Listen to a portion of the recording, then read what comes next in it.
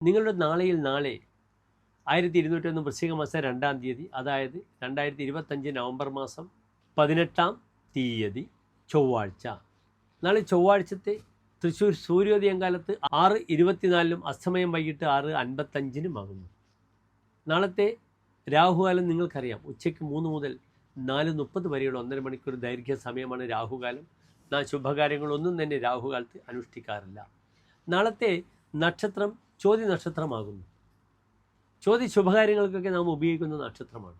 പക്ഷേ നാളത്തെ തിഥി വളരെ ദുർബലമാണ്, നിങ്ങൾ അറിയുക.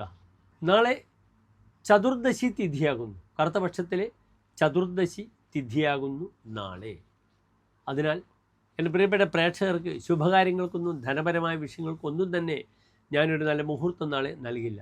നാളെ ചോതി നക്ഷത്രമാണ്. നിങ്ങൾക്ക് നാളെ കാലത്ത് സുബ്രഹ്മണ്യ ക്ഷേത്രത്തിൽ പോകാം. സുബ്രഹ്മണ്യനും നാഗങ്ങളും തമ്മിൽ അഭേദ്യമായ ബന്ധമാണ്. നാളെ ചോതി നക്ഷത്രമാണ്. അതിനാൽ സുബ്രഹ്മണ്യ ക്ഷേത്ര ദർശനം, സർപ്പക്ഷേത്രത്തിൽ ദർശനം ചെയ്ത് നാളെ സർപ്പബലി, ആയില്യപൂജ അല്ലെങ്കിൽ നവഗ്രഹത്തിൽ രാഹുകേതു അർച്ചനകളൊക്കെ ചെയ്ത് നാളത്തെ ദിനത്തെ ധന്യമാക്കുക. രാഹുവിൻ്റെ അനുഗ്രഹം ലഭിക്കട്ടെ. സർപ്പപ്രീതിര അവശ്യമേവ കരണീയ ആരോഗ്യപുത്രാപ്തിയെ സർപ്പപ്രീതി ചെയ്യുമ്പോൾ തൻ്റെ ആരോഗ്യവും സന്താന ശ്രേയസ്സും ഉണ്ടാകുമെന്നാണ് വിശ്വാസം. അതിനാൽ നാഗപ്രീതി ചെയ്യുന്നത് വളരെയധികം ഉത്തമമായിരിക്കും എൻ്റെ പ്രിയപ്പെട്ട പ്രേക്ഷകർക്കെന്ന് അറിയുക. നാളത്തെ ദിനത്തിൻ്റെ ഒരു പ്രത്യേകത, മറ്റന്നാൾ പിതൃകർമ്മങ്ങൾ അനുഷ്ഠിക്കേണ്ട ദിനമാണ്. അതിനാൽ നാളെ ചൊവ്വാഴ്ച എൻ്റെ പ്രിയപ്പെട്ട പ്രേക്ഷകർക്ക് പിതൃകർമ്മത്തിന് അനുകൂലമായി വേണ്ട ഉപാസനകൾ, ഒരിക്കൽ മുതലായ ബലിക്ക് അല്ലെങ്കിൽ പിതൃകർമ്മത്തിനും മുമ്പേയുള്ള തയ്യാറെടുപ്പുകൾ നാളത്തെ ദിനം ചൊവ്വാഴ്ച നിങ്ങൾ നടത്തണം. നാളെ വൈകിട്ട് അതിന് വേണ്ട എല്ലാവിധ ഒരുക്കങ്ങളും നടത്തിയാൽ മറ്റന്നാളാണ് യഥാർത്ഥത്തിൽ, ബുധനാഴ്ചയാണ് യഥാർത്ഥത്തിൽ ബലി അനുഷ്ഠിക്കേണ്ടത്, വ്യാഴാഴ്ചയല്ല.